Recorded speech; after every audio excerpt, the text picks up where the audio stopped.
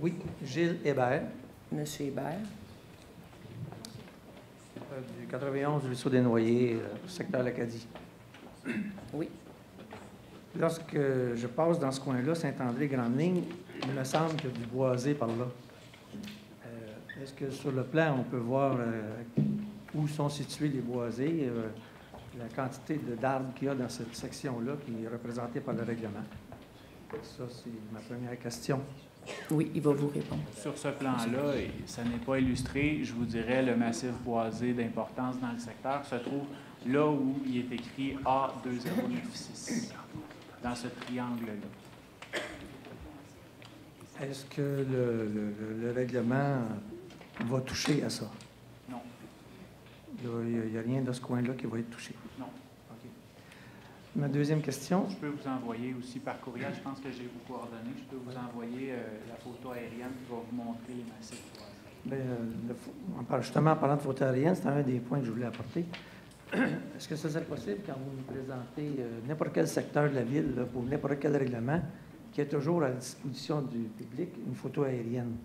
Parce que l'histoire de la rivière, tantôt, là, ça aurait été agréable d'avoir d'en haut. Qu'est-ce qu'elle a l'air? Pour mieux comprendre le schéma. Suggestion. Parfait, c'est retenu. Dernière intervention, la première dame qui a passé, je l'ai entendu dire tantôt, moi, quand j'ai acheté, on me dit que c'était zoné vert en avant de chez moi. Et c'est drôle, dans mon coin, c'était la même chose. Quand j'ai acheté, on me dit que c'était zoné vert. Et j'ai appris il y a 3 ans que ce n'était plus vert. Moi, quand on me dit zoné vert, il y a une loi qui a été votée en 78. En 60 quelque chose. 78. Là, cette loi-là, c'était pas touchable. Là. Dans ma tête, c'était intouchable, ça.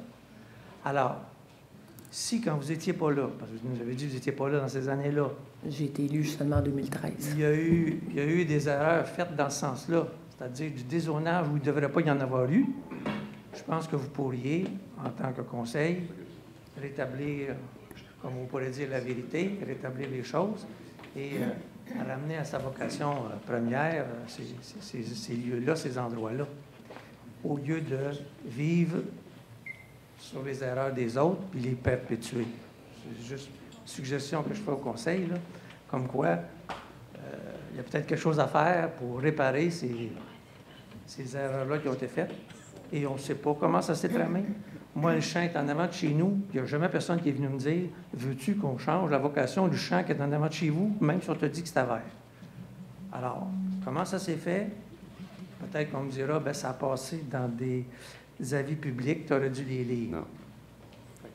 Monsieur Berthelot. J'ai rien vu de ça.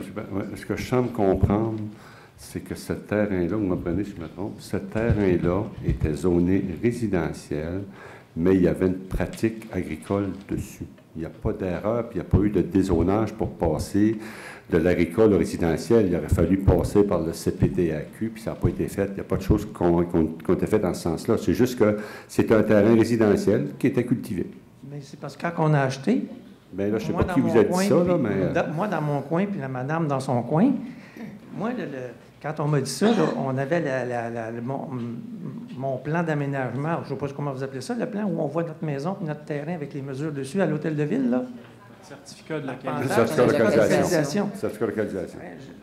On avait le certificat de localisation, puis on me dit en avant de chez vous, là, c'est zone vert. Alors... Ça, c'est l'arpenteur. Quand vous dites en avant de chez nous, c'est zone vert, vous parlez de quelle année? J'ai acheté en 78, j'ai acheté. En 1978, la loi de la Commission de protection du territoire agricole est arrivée.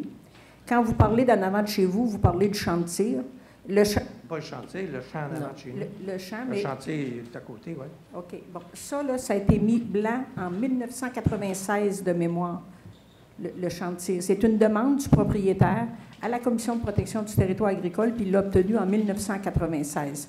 Mais au niveau de la bille, il faut faire attention. Quand on dit au niveau provincial, c'est blanc ou c'est vert, mais au niveau de la ville, oui, le champ de tir est zoné comme ça à quelque chose. Ça veut dire agricole.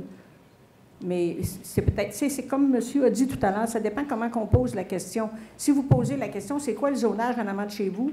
On va vous dire, c'est agricole parce que c'est A au niveau de la ville. Mais est-ce qu'au niveau provincial, c'est blanc ou c'est vert? C'est là qu'il faut faire la distinction. Là.